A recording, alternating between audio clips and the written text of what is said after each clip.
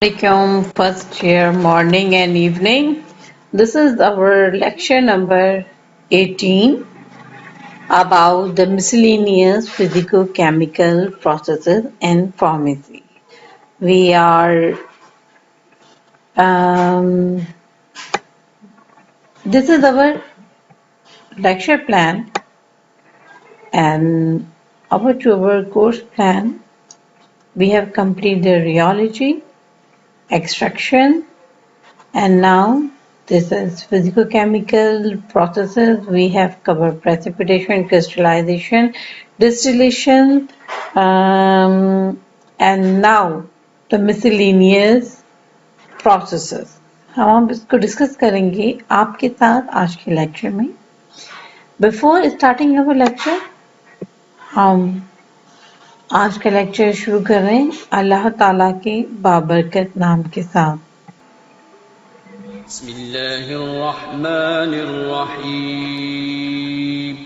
शुरू अल्लाह का नाम लेकर जो बड़ा मेहरबान निहायत रहम वाला है.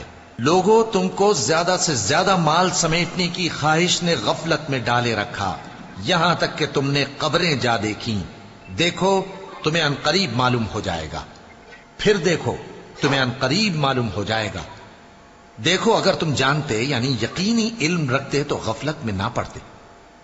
तुम जरूर फिर तुम उसको यकीन की आंख से देख लोगे. फिर उस रोज तुमसे शुक्र नेमत के बारे में जरूर पुरसिश होगी.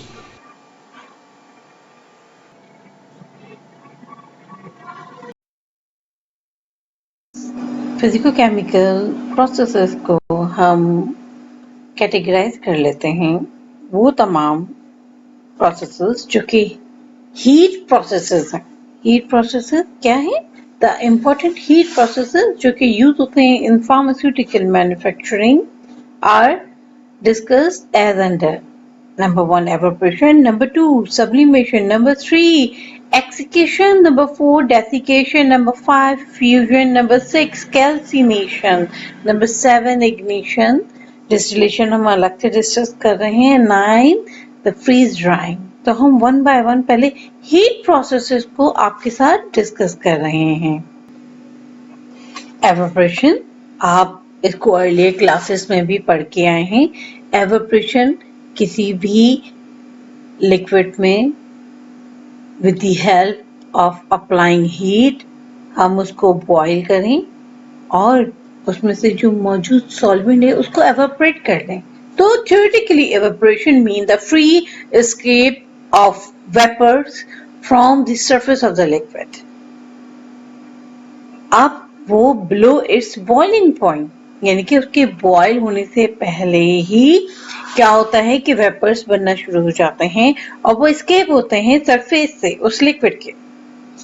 It is a slow process and can take place even at the room temperature.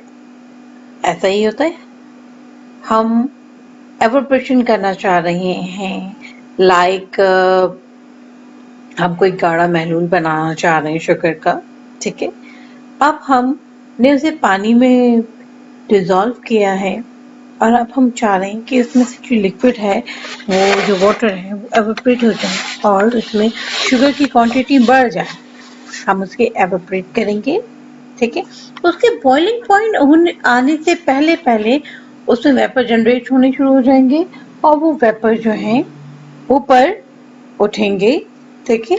और वो एनवायरनमेंट के अंदर डिसअपीयर हो जाएंगे. इस तरह से जो सॉल्यूशन जिसको कि एवापोरेट किया जा रहा है वो विस्कस होता जाएगा.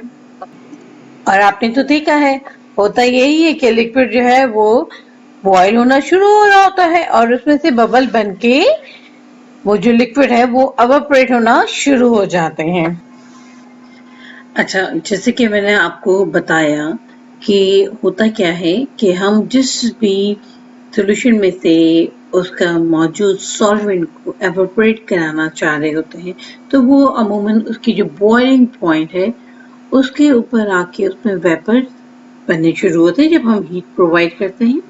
अब वो वेपर जो है विथड्रॉ हो जाते हैं उस सॉल्यूशन से और आखिर में वो उस सॉल्यूशन को कंसंट्रेटेड कर देते हैं, क्योंकि उसमें सॉल्यूट की क्वांटिटी बढ़ जाती है। तो evaporation is maximum at the boiling point of the substance. हम एवापोरेशन को किस तरह से उसके बॉइलिंग पॉइंट से डिफर करेंगे? एवापोरेशन का अमल शुरू हो जाता है तब के बॉइलिंग पॉइंट एक स्पेसिफिक टेम्परेचर के ऊपर होता है।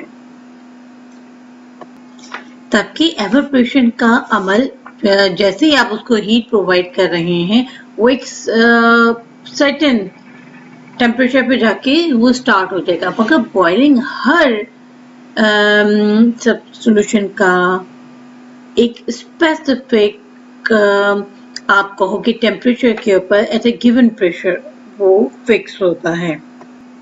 अच्छा, बॉइलिंग पॉइंट जो होता है वो अमूमन उस वक्त होता है जबकि vapour pressure of a liquid become equal to the atmospheric pressure. तब के वेयरएज द एवापोरेशन जो है वो जैसे ही आप हीट प्रोवाइड कर रहे हैं वो एवापोरेशन का अमल शुरू हो गया। Evaporation differ from the distillation that in evaporation the solvent, which is usually water, is not condensed and collected, whereas in distillation the solvent vapors are condensed and collected in a receiver। है ना, ऐसा ही हुआ था ना, हमने distillation में इसी तरह से रिसीव किया था। अभी हमने आपको बता दिया कि एवापोरेशन किस तरह से डिफर करता है बॉइलिंग पॉइंट से और एवापोरेशन किस तरह से डिफरेंट है डिस्टिलेशन से। तो अब हम कुछ फैक्टर जो कि अफेक्ट कर सकते हैं एवापोरेशन को वो डिस्कस करते हैं आपसे। सबसे पहला फैक्टर जो है वो है टेम्परेचर का। अब टेम्परेचर क्या करता है? Okay, temperature, the rate of evaporation is directly proportional to the temperature। अब जितना ज्यादा टेम्परेचर हायर होगा उतनी ही ज्यादा एवापोरेशन होगी। बट द एवापोरेशन मैक्सिमम हो जाती है उसके बॉइलिंग पॉइंट के ऊपर, जिस लिक्विड को कि हम हीट प्रोवाइड कर रहे हैं।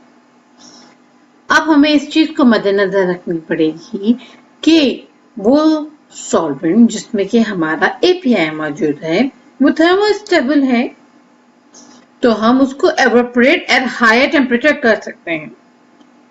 बट थर्मोलेबाइल प्रिपरेशन, वो जो कि हीट सेंसिटिव होती हैं, will have to be evaporate करना पड़ेगा एट अ लोअर टेम्परेचर। हम उसके लिए हायर टेम्परेचर अप्लाई नहीं कर सकते हैं।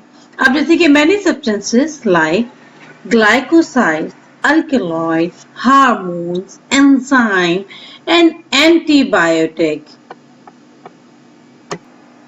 ये डिकम्पोज हो सकते हैं हायर टेम्परेचर के ऊपर। हायर टेम्परेचर कितना? 100 डिग्री सेंटीग्रेड के ऊपर। इसलिए अगर हमें इनको with the help of heat या एवापोरेशन के मरहले से गुजारना पड़ेगा तो हमें बहुत केयरफुल होना पड़ेगा टेम्परेचर के बारे में। यानी कि बहुत ज्यादा जो हीट सेंसिटिव सब्सटेंसेस होते हैं हम उनको एवापोरेट करेंगे under the reduced pressure. Very interesting, the time जो कि रिक्वायर्ड होता है किसी भी एवापोरेशन के लिए वो बहुत क्रिटिकल होता है।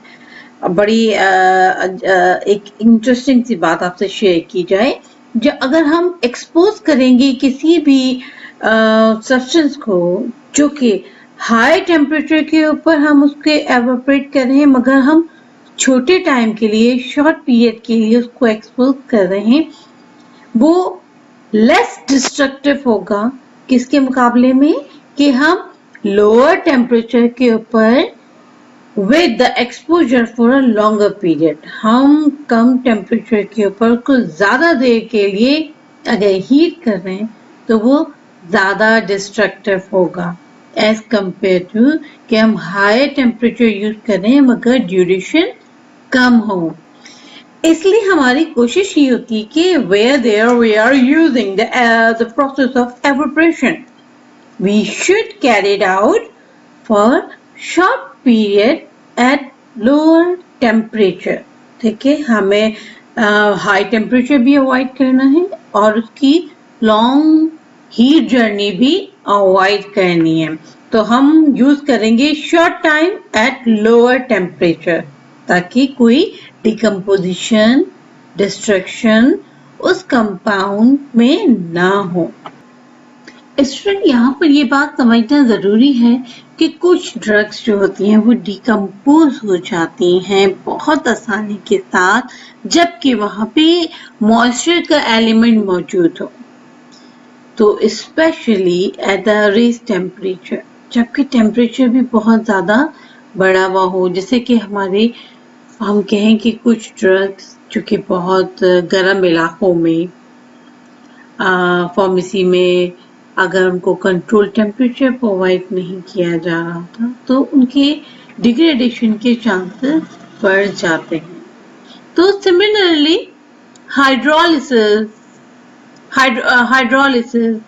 And many other degradation reaction, हम अभी फर्दर इसको पढ़ेंगे आपके साथ केमिकल काइनेटिक्स के अंदर, वो टेक प्लेस हो जाती है in the presence of moisture. So therefore, the evaporation in some cases may be carried out at a lower controlled temperature till a concentrated product is obtained. अगर हमें अपनी product को concentrated भी करना है तो हमें क्या करना पड़ेगा, जैसे कि हमने आपको पहले बताया था कि हमें उसकी टेम्परेचर को कंट्रोल रखना है, जैसे कि हमने पहले पढ़ा था शॉर्टर पीरियड के लिए कम टेम्परेचर पे, तो हमें लोअर कंट्रोल टेम्परेचर के ऊपर उसको कंसंट्रेट करना होगा। फिर अगर फिर भी मॉइस्चर है तो final drawing when little moisture remain, फिर हम उसके लिए हायर टेम्परेचर यूज कर सकते हैं अगर उसमें एवपोरेशन होने के बाद भी कुछ ट्रेसेस मॉइस्चर के रह जाते हैं। आपसे दूसरा फैक्टर डिस्कस करते हैं एवपोरेशन में, surface area. The rate of the evaporation is directly proportional to the surface area of the vessel exposed to evaporation.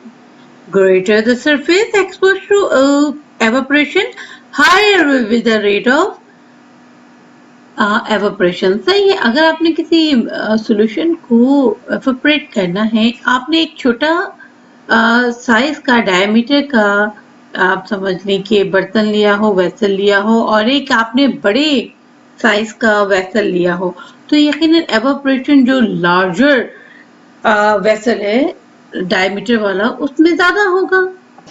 अब हम आपसे तीसरा फैक्टर डिस्कस कर रहे हैं, एजिटेशन।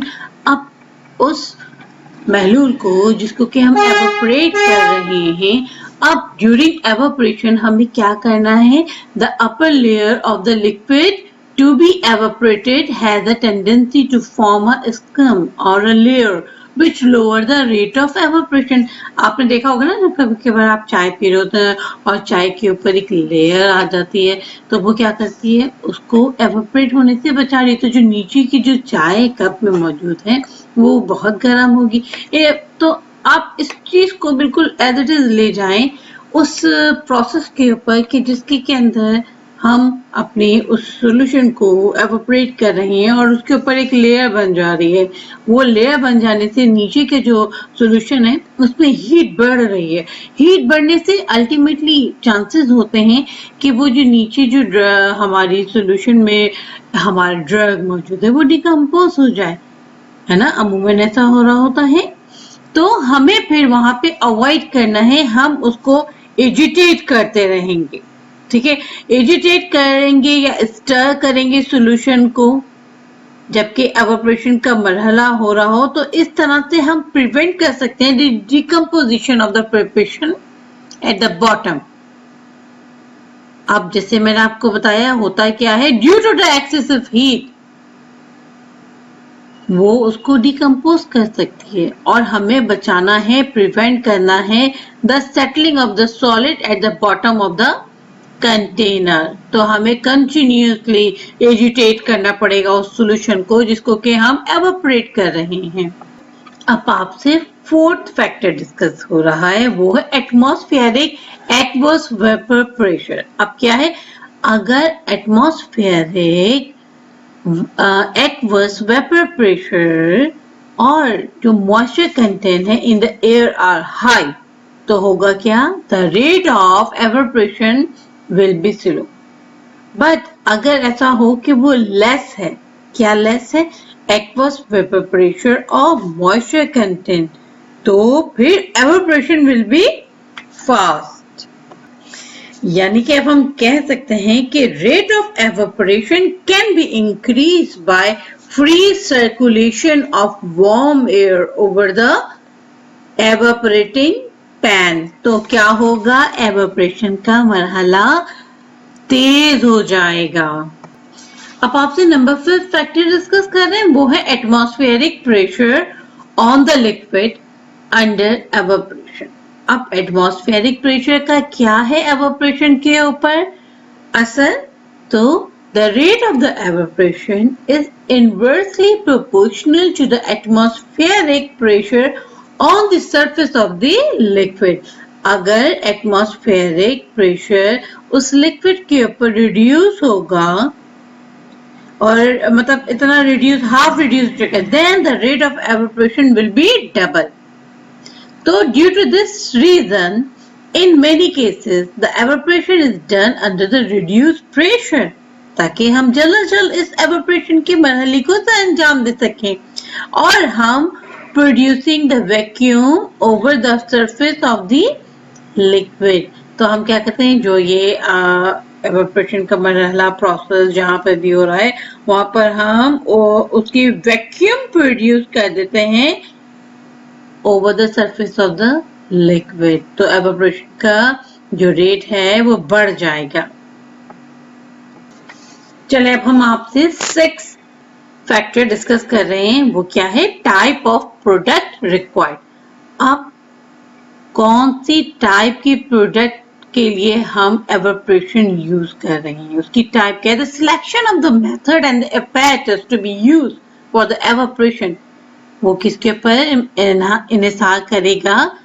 उस प्रोडक्ट के ऊपर कि वो किस टाइप की प्रोडक्ट है। एवापोरेशन पैन और still may be used to produce liquid or dry product, but film evaporators may be used to get liquid product। यानी कि हम एवापोरेटिंग पैन यूज करते हैं लिक्विड के लिए और स्टिल यूज करते हैं ड्राई प्रोडक्ट के लिए। ओके, अब हम आपसे 7 फैक्टर भी डिस्कस कर लेते हैं। Economic factor. अब ये इकोनॉमिक फैक्टर क्या है? जबकि हम सेलेक्ट करने जा रहे हैं मेथड और apparatus को कि हमें कौन सा यूज करना है एवापोरेशन के लिए, तो फिर हमें जरूर कंसीडर करना पड़ेगा कि आखिर उसके ऊपर लागत कितनी आएगी, कितना फ्यूल लगेगा, कितनी जगह रिक्वायर्ड है और क्या मटेरियल है। The recovery of the solvent and the utilization of the waste. So, heat are also important factor which contribute significantly in the reduction of the overall cost. तो भाई अब हमें वो मेथड यूज करना है जो कि हमारे इकोनॉमिकल हो, हम उस सॉल्वेंट की रिकवरी कर सक रहे हो, हम उसमें से जो वेस्ट बन रहा है उसको यूटिलाइज कर सक रहे हो। ठीक है, तो हमें उसका इकोनॉमिकल फैक्टर जरूर कंसीडर करना पड़ेगा। तो ये हमारा एवापोरेशन यहाँ पे कंप्लीट हो जाता है। अच्छा स्टूडेंट, आप लोग डिफरेंट एवापोरेटर को यहाँ पे देख रहे हैं। हम स्मॉल स्केल के मेथड के लिए कौन सा एवापोरेटर यूज करेंगे? ओके स्टूडेंट, हम ये एवापोरेटर को डिस्कस कर रहे हैं कि स्मॉल स्केल पे कौन सा मेथड यूज होता है। तो जो कि हम लेबोरेटरी के अंदर हम यूज करते हैं for the process of evaporation. अमूमन ये हमारी जो पोर्सलिन या फिर ग्लास डिश होती है उसमें हमें परफॉर्म करते हैं, और होता भी है कि हम डायरेक्ट हीटिंग के जरिए से, डायरेक्ट हीटिंग जो हम बर्नर से रिसीव कर रहे होते हैं, या फिर हम इलेक्ट्रिक की हॉट प्लेट यूज करते हैं for the evaporation. But direct heating, जैसे कि मैंने आपको बताया था कि वो कॉज कर सकती है एनी काइंड ऑफ डिग्रेडेशन या डिकम्पोजिशन ऑफ द सब्सटेंस, जो कि हमारे एवापोरेशन के नतीजे में हो सकता है। और हमें चाहिए कि एक फिक्स मैक्सिमम टेम्परेचर जो कि हम उसको कंटिन्यूसली प्रोवाइड कर सकें। तो उसके लिए सबसे बेहतर सोल्यूशन ये है कि हम उससे जो ये हीटिंग बाथ होता है उसके अंदर इस एवापोरेशन के मरहले को सरअंजाम दें। और हम यूज करते हैं वाटर बाथ को as the most suitable when the liquid are to be heated up to 100 degree centigrade. यकीनन उसके अंदर पानी है और वो 100 डिग्री पे सेंटीग्रेड के ऊपर बॉयल हो रहा है। तो हम किसी भी सॉल्यूशन का जिसका कि बिलो 100 डिग्री सेंटीग्रेड है तो हम उसको एवोपरेट कर सकते हैं। तो they are the simple and inexpensive and there is no risk of charring the material, यानी कि अब मटेरियल जो हम एवोपरेट कर रहे हैं वो पोर्सिलीन की एक ग्लास जिसके अंदर, तो वो अब वो जलेगा नहीं, चारिंग नहीं होगी मटेरियल की। सैंड बाथ और oil bath containing liquid paraffin or soft paraffin may be used when higher temperature। अब यकीनन अगर हमें हायर टेम्परेचर रिक्वायर्ड है तो हम सैंड बाथ को या फिर ऑयल बाथ एवापोरेटर वो करेंगे, ऑयल बाथ को यूज करेंगे जिसमें कि लिक्विड पैराफिन या सॉफ्ट पैराफिन यूज हो रहा है एवापोरेशन के लिए। अच्छा, जो ग्लिसरीन बात होता है वो अमूमन यूज होता है कि हम टेम्परेचर तकरीबन 150 डिग्री सेंटीग्रेड जहाँ पे यूज करना हो तो हम उसको इस्तेमाल कर लें। ठीक है, अगर हमें डिकम्पोजिशन को अवॉइड भी करना है तो हम क्या करेंगे, हम जो वो पूरा जो लिक्विड है हम पूरा उसको ड्राई नहीं करेंगे। ठीक है, जो last traces of the solvent रह जाएगा from the concentrated liquid may be remove under the control temperature.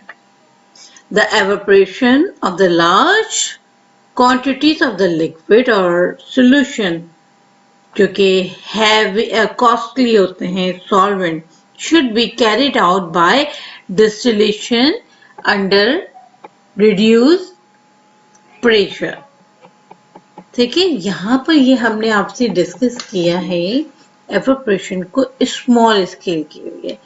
Large scale के लिए क्या मेथड है, तो लार्ज स्केल के लिए एवापोरेशन के लिए हम यूज करते हैं इस तरह की, आप देखें एवापोरेटिंग पैन्स को। ठीक है, इसके अंदर आप ये पैन है बहुत लार्ज वॉल्यूम का है, इसमें स्टीम इनलेट यहाँ पर आपको एरो से शो हो रही है। स्टीम यहाँ पे इंजेक्ट की जाएगी। अच्छा, ये लाइनिंग है और पैन है। ठीक है, पैन की लाइनिंग है और ये स्टीम जैकेट है यहाँ पे, ये स्टीम यहाँ पर स्टीम फिल है। अब होता क्या है, ये स्टीम का आउटलेट है, यहाँ से स्टीम अगर हमें आउट करनी है तो हम यहाँ से आउट करेंगे और ये आउटलेट फॉर प्रोडक्ट है। अब आप ये देखें कि यहाँ पर ये जो पैन है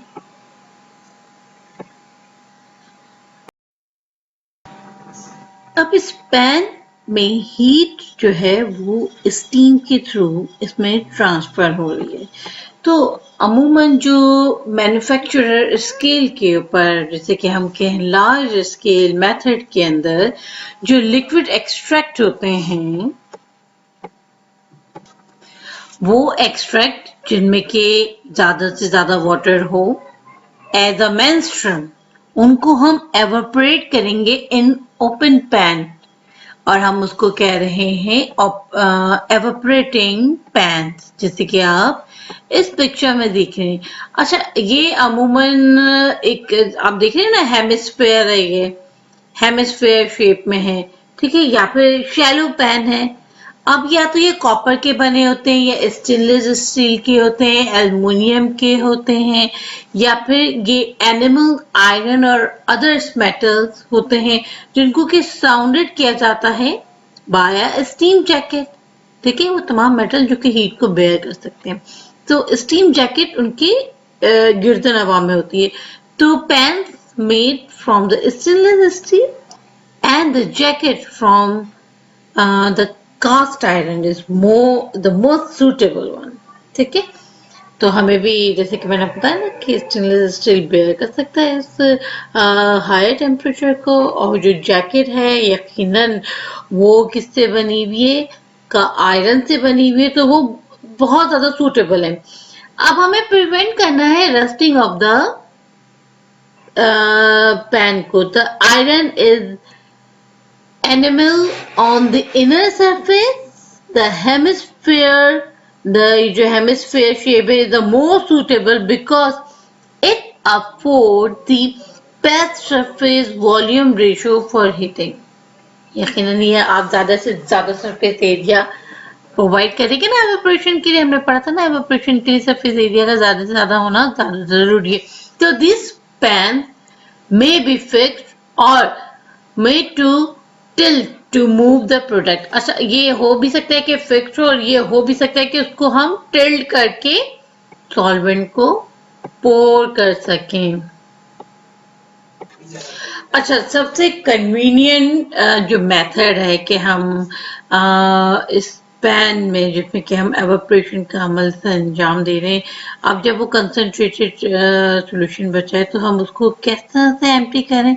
तो ये एक ट्यूब होती है जैसे कि मैंने आपको बताया, ये पास हो रही होती है from the lower point of liner, ठीक है, थ्रू द जैकेट के साथ साथ मौजूद है, which is fitted with a tap, और इसके अंदर एक टैप लगा होता है कि हम यहाँ से उस कंसंट्रेटेड सॉल्यूशन को विड्रॉ कर सकें।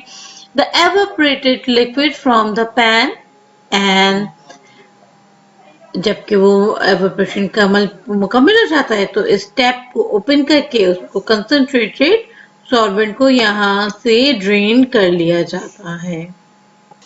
चले हम जल्दी से कुछ एडवांटेजेस भी एवापोरेशन के लार्ज स्केल के ऊपर डिस्कस कर लेते हैं। They are simple, easy and cheap to construct.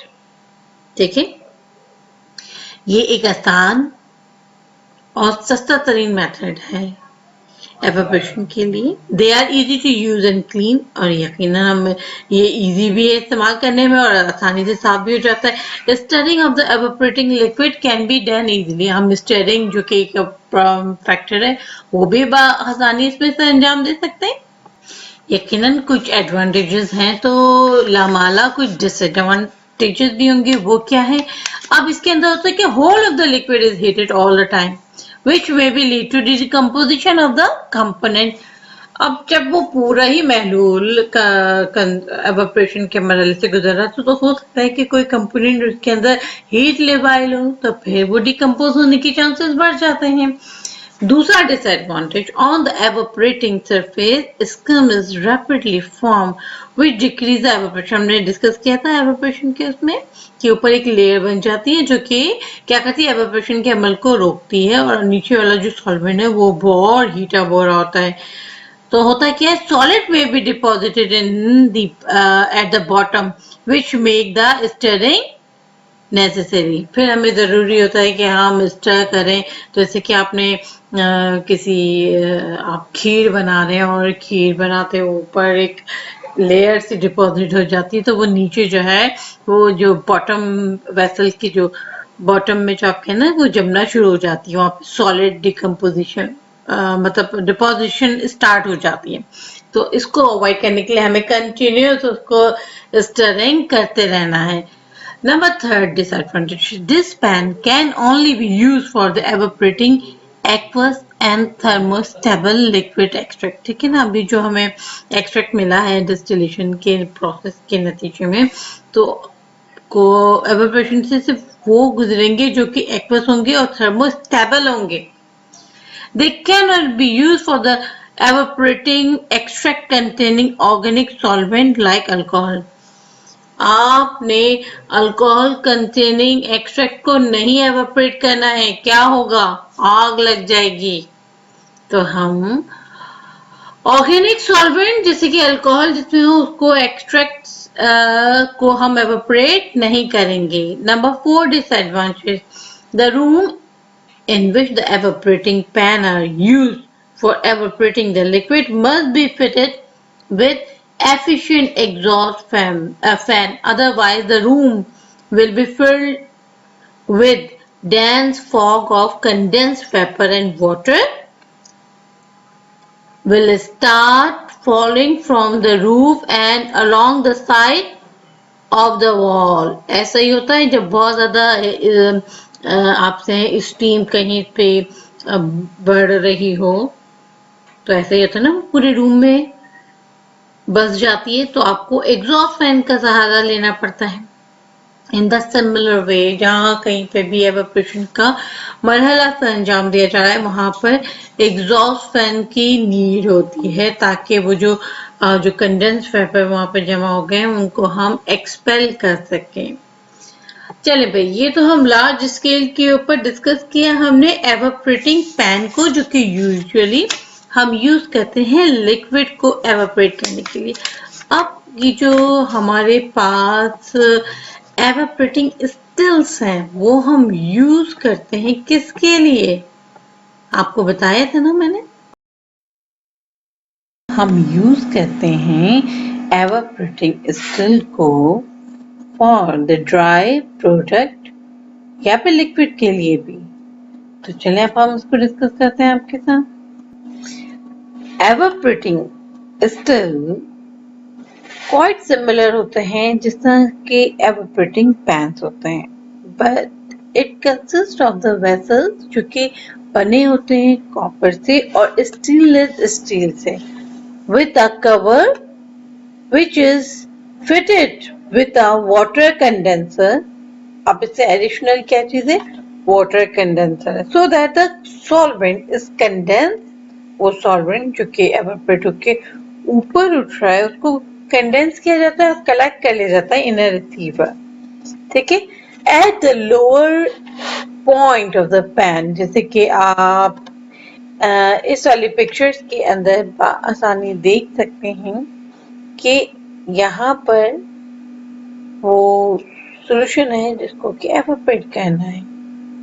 ये कॉपर और स्टेनलेस स्टील का बना हुआ है। ये स्टीम जैकेट है, यहाँ से स्टीम इनसाइड इंजेक्ट की जा रही है, और यहाँ पे जो वेपर उठेंगे वो कंडेंसर से गुजरेंगे।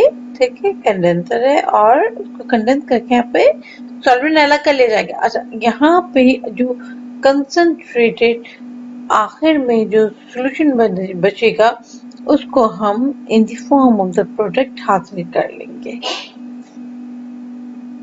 ओके, अच्छा, इसके बॉटम में जो ट्यूब है, यहाँ पर टैप लगा होता है, उस टैप की मदद से हम अपने प्रोडक्ट को हासिल कर लेते हैं। This pan is surrounded by a steam jacket, जैसे कि मैंने आपको दिखाया है, यहाँ पे ये स्टीम जैकेट है।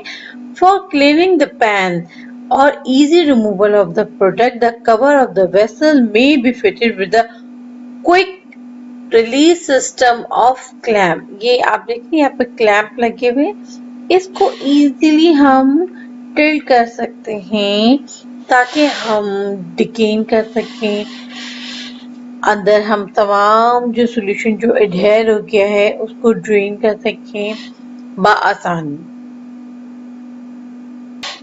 चलें, अब हम इस लार्ज स्केल के अंदर हम डिस्कस कर रहे हैं आपसे स्टिल एवापोरेटर। तो ये जो स्टिल एवापोरेटर जो होता है इसके कुछ एडवांटेजेस हैं। क्या हैं? They are very simple to construct and are quite easy to clean and maintain. जैसे भी बताया, क्लैंप लगे हुए, हम इसको टिल्ट करके सारा सॉल्वेंट जो कंसंट्रेटेड है वो पोर कर लेंगे और सफाई भी आसान होती है। Number 2, as the vapor are condensed, जैसे ही वेपर कंडेंस होंगे, it increase the rate of evaporation। तो वैसे ही जो रेट ऑफ एवापोरेशन है वो बढ़ना शुरू हो जाएगा ना, क्योंकि हमने एक्सट्रैक्शन के अंदर पढ़ा था। तो वेपर जो है ऊपर जब वो उठ के सॉल्वेंट से निकल के ऊपर के बुक के सरफेस से ऊपर कंडेंस हो रहे हैं, तो आपने बताया था ना कि अगर हम ह्यूमिड एयर कर दें तो रेट ऑफ एवापोरेशन बढ़ जाएगा। तो यहाँ पर भी यही होगा, Number 3 advantage. A receiver and a vacuum pump can be fitted to the apparatus by which evaporation under reduced pressure can be carried out and at low temperature. एक receiver होता है, वैक्यूम पंप होता है जो कि इसमें fitted होता है। तो क्या होता है कि हम अंडर द रिड्यूस प्रेशर इस एवापोरेशन की प्रणाली को अंजाम दे देते हैं at low temperature. Number 4 advantage. The still can be used for evaporating the liquid containing aqueous and other organic solvent. अब चाहे वो aqueous हो या कोई organic solvent हो, तो हम use करेंगे this evaporating still apparatus को। Number 5. Since the cover can be removed easily, therefore the still may be conveniently used for evaporating extract to dry. तो हम जो ड्राई प्रोडक्ट्स हैं और हासिल करने के लिए दिस स्टिल एवापोरेटर को यूज कर सकते हैं। अब हम कुछ डिसएडवांटेजेस डिस्कस कर लेते हैं। डिसएडवांटेजेस क्या हैं? The whole of the liquid is to be heated all the time. जैसे हमने बताया था कि अगर हमने बहुत टेम्परेचर के ऊपर बहुत देर तक उसको हीट करेंगे तो वो उसकी डिग्रेडेशन के चांसेस बढ़ जाते हैं, या फिर आप कहें कि वो डिटोरिएशन कॉज करेगी प्रोडक्ट के अंदर। Number 2, the heating surface is very limited. इसके अंदर जो हीटिंग सरफेस होती है वो लिमिटेड होती है, सिर्फ उतना ही हिस्सा तो होता है जिसके ऊपर स्टीम जैकेट होती है। अगर आप यहाँ पे देखें वेसल तो बड़ा है, बट आप ये देखिए हीटिंग सरफेस इतने हिस्से पर है जो स्टीम इसको प्रोवाइड कर रही है। स्टीम के जरिए से हमें हीट देना मकसद है। तो हाँ, ये कुछ डिसएडवांटेजेस हैं। The heating surface is very limited. The method of evaporation is widely used in the pharmaceutical industry when small batches of liquid are to be evaporated. ठीक है, इंडस्ट्री के अंदर इस्तेमाल होगा जहाँ पे स्मॉल बैचेस ऑफ लिक्विड का evaporation required होता है। एप्लीकेशन क्या है? एप्लीकेशन है कि evaporation is one of the most important processes in the manufacture of the pharmaceutical. It is used in the preparation of the liquid extract, soft extract and dry extract, and in the concentration of blood, plasma and serum. ताकि हम सब ये application discuss करें। It is also used in the manufacture of the drug containing antibiotic, enzymes, hormones and many other substances. अच्छा, यहाँ पर हमारा ये evaporation का टॉपिक जो है वो कंप्लीट हो जाता है। अब हम आपसे डिस्कस करेंगे नेक्स्ट लेक्चर में sublimation. Till then, Allah Hafiz.